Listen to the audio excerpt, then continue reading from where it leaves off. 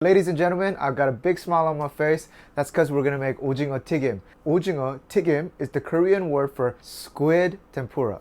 Now in Korea, the place where you'll actually find this is the street carts, the Pojang Machas. And they'll usually serve it next to Tteokbokki or the blood sausage, the sundae. For $3 or $4, they'll offer you an assortment of this fried tempura. And for me, it's very simple. I get 5 Ojingeo Twigim.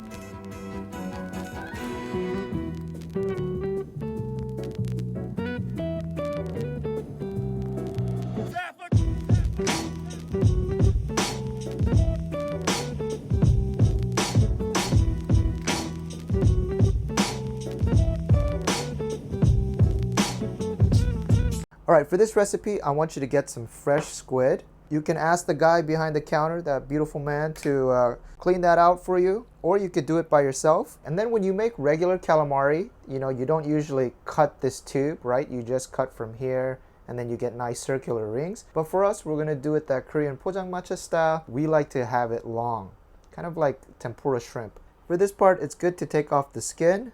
Just grab a piece of paper towel and pat it down dry, and then that dryness will give it more pull. Beautiful. And look, it's all nude. Very nice. We go to this and just chop off the top part here. And then these bad boys, they're always like moonwalking down on the bottom of the ocean. Give them a nice chop. Chop that off. And then one last reminder, just grab your thumb and just run it across the suction cups. These little rings are gonna pop off, and that's good. We don't want that. For our fried squid, I like to section off 2 tentacles. It's up to you. You can cut it down to 1 if you're not using too many. Something like that for the leg works. For a tube, maybe get your pointer finger, the width of your pointer finger. Looks good. And don't throw away this top part because it tastes exactly the same. Alright, no difference. Alright guys, this looks good. Since we are going to be frying, we might as well fry up too. Come on into the picture. We have a frying mix. It's called Twigim garu. It's a blend of all-purpose flour, some potato or cornstarch powder. Then you have some other powders like rice powder.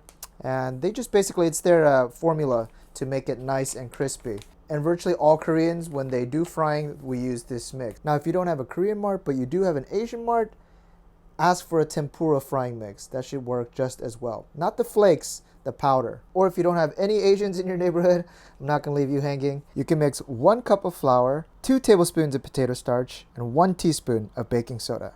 And it should get you there. Plastic bag out, put in the squid, dump in enough of the frying mix, leave a little bit of air in there. This is by far the best way to get anything that you're gonna fry coated. Nice and evenly coated. 1 full cup of the frying mix in.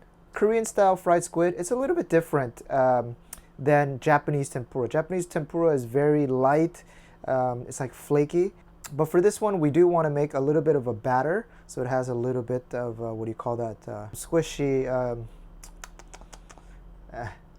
Then equal ratio, 1 cup of cold water. Then give it a thorough mix. Throw in a few ice cubes, maybe 3. It's going to add a little bit of water, but it's going to keep this batter cold, which is going to lead to a nice crispy outside. Let's get this oil popping off. And I'm going to put in some vegetable oil. Be very careful that you don't get an ice cube in here. All right, I don't want your house. Oh, that was tempura. If you look into the oil, you can make out my fire alarm. It's nice and quiet. Let's keep it that way today, hopefully. To test if the oil is ready, you can drop a little bit of the batter. And if it comes up quickly like that, we're ready to rock and roll, y'all. Simply take one of our strips, dip it into this pool, all right, and drop it in. Oh, that was bad. And lay it out. Guys, no need to do everything at once. All right, and usually at the Pojang Machas, they'll take them out before they start browning, because that way when the customer orders, they put it back in the oil for a double fry. So we're not waiting for anyone else, so we can just skip the double fry, and we'll just pull them out when they start turning slightly golden brown. Ooh, that looks delicious to me. My friends, it's the sound of music. And guys, you see during that last round, I didn't clean out the leftover crumbles. Look, it sticks to that one. Bad, Daniel. All right, good. Toss that out. And don't worry, they're moving as one piece. You know, they're young, they don't have their own thoughts yet. If you give it a little bit more time, they'll start branching off, right? Start having their own thoughts. Boom. Boom. Let's sample one. You hear that crunch? If you're gonna make this at home, I know you're gonna want a sauce. 4 teaspoons of soy sauce. 4, good. Then 2 teaspoons of water. We're gonna water it down. Then dice up some onions. And put a handful in.